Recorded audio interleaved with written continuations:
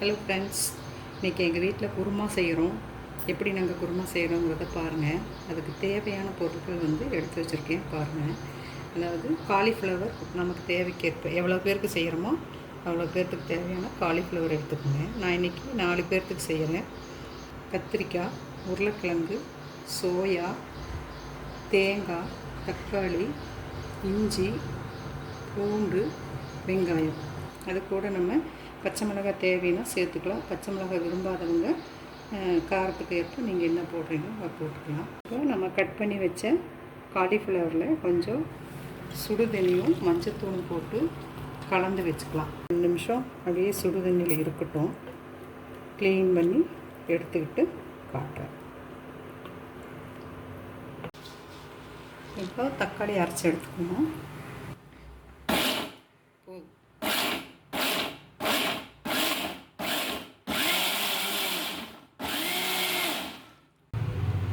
தக்காளியை அரைச்சி எடுத்தாச்சு.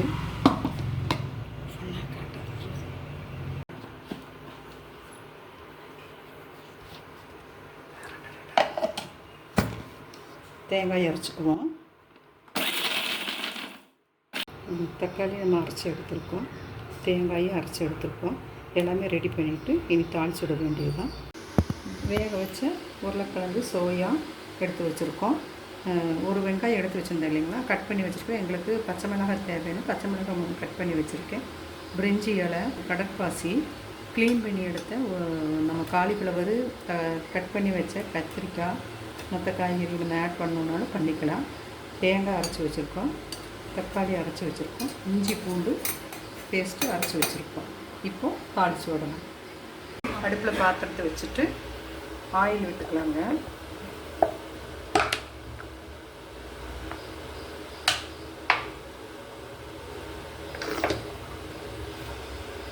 கொஞ்சமாக நல்லெண்ணெய் விட்டுக்கணும்.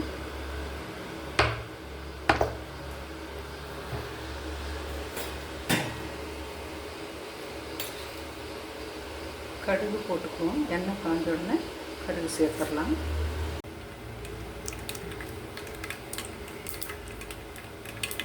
கடுகு பொரிஞ்சிருச்சுங்க. கடுகு பொரிஞ்சோன்னா ஒரு பட்டை போட்டுக்கலாம். பட்டை போட்டோன்னே பச்சை மிளகாய், வெங்காயம்,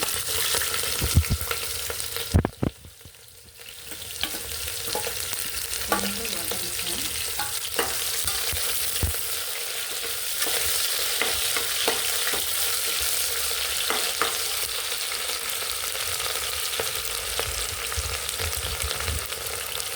இப்போ எடுத்து வச்சுருங்க. பிரியாணி இலை, தக்காளி ரெண்டையும் சேர்த்துருக்கலாம்.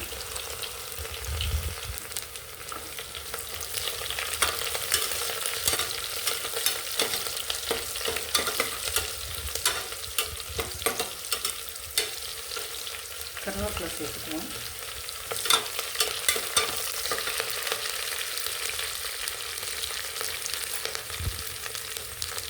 வெங்காயம் இருந்துச்சு. இஞ்சி சேர்த்து இஞ்சி பூண்டு பேஸ்ட்டு ஒரு 2 ஸ்பூன் சேர்த்துக்கலாம்.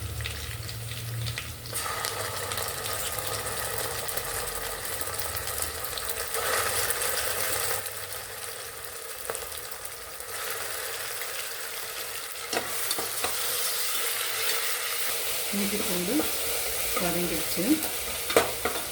இப்போ கொஞ்சம் மஞ்சள் தூள் சேர்த்துக்கலாம். கொஞ்சம் கலருக்காகவும் காரத்துக்காகவும் தனி மிளகாத்தூள் சேர்த்துக்கலாம்.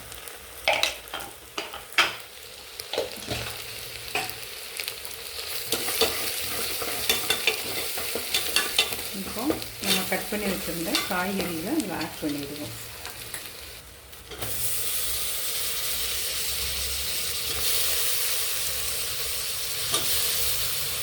இது கூட நீங்கள் பட்டாணி போடுறதுனாலும் போட்டுக்கலாம், சுண்டல் போட்டாலும் இதே டைப்பில் வச்சுக்கலாம். இது நம்ம சப்பாத்தி, சாப்பாடு ரெண்டுக்குமே யூஸ் பண்ணலாம். இட்லி, தோசைக்கும் நல்லாயிருக்கும்.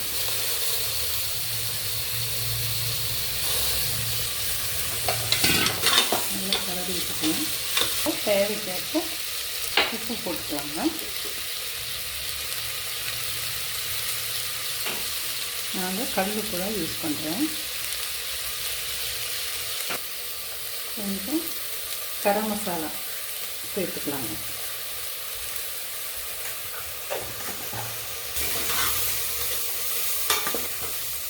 இது கூட வேக வச்சுருந்த அந்த உருளைக்கிழங்கு சோயாவும் ஆட் பண்ணிக்கலாம். இந்த ஸ்டேஜில் நம்ம தக்காளியை ஆட் பண்ணிக்கலாம். தக்காளியை கலரி வைக்கலாம். இதை நல்லா கலந்து விட்டுருவோம். கலந்து விட்டு இதையெல்லாம் சேர்ந்து ஆட் ஆகட்டும். ஒரு 2 நிமிஷம் வேகணும். கொஞ்சம் மட்டன் மசாலா இது கூட ஆட் பண்ணிக்குவோம். இந்த ஸ்டேஜில் உப்பு காரமெல்லாம் சரியாக இருக்கான்னு பார்த்துருங்க. அரைச்சி வச்சுருந்த தேங்காய் ஊற்றிடலாங்க.